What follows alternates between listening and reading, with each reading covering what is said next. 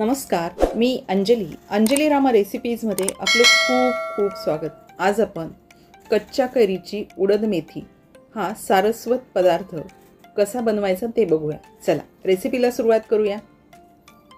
Recipe सुरू करण्याच्या आधी तुम्ही जर चॅनलवर नवीन असाल तर व्हिडिओ शेवटपर्यंत बघा, लाईक शेअर सबस्क्राइब नक्की करा। इथे आपण सगळ्यात सुरुवातीला ही जी उडद मेथी करणार आहोत त्याचं आपण वाटण तयार करून घेऊयात। 2 ते 3 चमचे खोवलेला ओला नारळ, 4 ते 5 मिरी, 1 चमचाभर काश्मीरी लाल मिरची पावडर, चिमूटभर हळद, हे सगळं आपण मिक्सरच्या जारमध्ये घातलं। सुरुवातीला पाणी न घालता वाटून घेतलं, नंतर थोडंसं पाणी घातलं, एकसारखं केलं आणि ह्याचं स्मूथ पेस्ट आपण इथे तयार करून घेतली। ही पेस्ट आपण थोड्या वेळासाठी बाजूला ठेवूयात आणि नेहमीप्रमाणे कढईमध्ये फोडणी करून घेऊयात।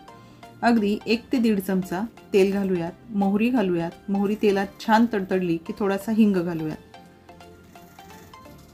अर्धा चमचा इथे आपण मेथीचे दाणे घालूयात। मेथीचे दाणे हे फोडणीमध्ये गुलाबीसर रंगावर झाले की कच्ची कैरी उभी करून चिरून घेतली आहे ती घालून घेऊयात।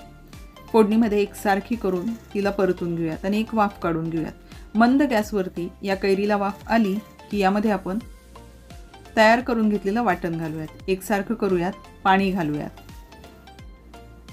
इथे कैरी मात्र कच्चीच हवी।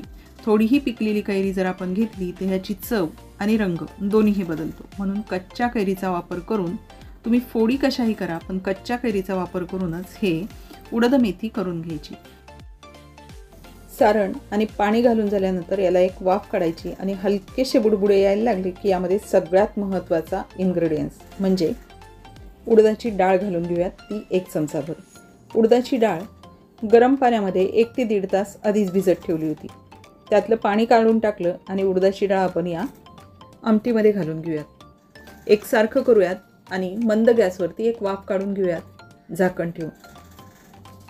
मधनं चेक करूयात, जर आपली उडदाची डाळ झाली असेल तर यामध्ये पाणी घालण्याची गरज नाही, आणि जर समजा झाली नसेल तर यामध्ये आपण थोडंसं गरम पाणी घालूयात, एकसारखं करूयात आणि उडदाची डाळ झाल्यानंतर चवीपुरता गूळ घालूयात।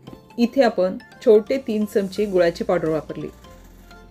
यानंतर 1 ते 1.5 चमचा चिंचेचा कोळ घालूयात, एकसारखं करूयात, चवीपुरतं मीठ घालूयात। उडदाची डाळ थोडीशी होणं बाकी आहे आणि इथे आपली कैरीची आमटी थोडीशी घट्टसर झाली आहे, त्यामुळे अर्धी वाटी गरम पाणी घालूयात, एकसारखं करूयात। कैरी झाली की नाही हे चेक करूयात, झाकण ठेवून 1 ते 1.5 वाफ आणूयात, म्हणजे आपली उडदाची डाळ ही छान मऊसर शिजली जाईल। इथे कैरी शिजली, उडदाची डाळ होणं बाकी आहे, त्यामुळे 1 ते 1.5 वाफ आणूयात मंद गॅसवरती। वाफ आली की इथे आपली उडदाची डाळ ही होऊन जाईल। उडदाची डाळ थोडीशी मऊसर झाली की यामध्ये आपण अर्धी वाटी नारळाचं दूध घालूयात, एकसारखं करूयात आणि अगदी 1 ते 2 उकळ्या आणूयात, म्हणजे इथे आपली परफेक्ट गोवन पद्धतीची उडद मेथी तयार होते। ही उडद मेथी चवीला खूप छान लागते। उडद मेथी भातासोबत किंवा तांदळाच्या भाकरीसोबत अगदी चविष्ट लागते। नारळाचं दूध घालून झालं की याला आपण 2 उकळी आणूयात। इथे आपली उडद मेथी तयार झाली।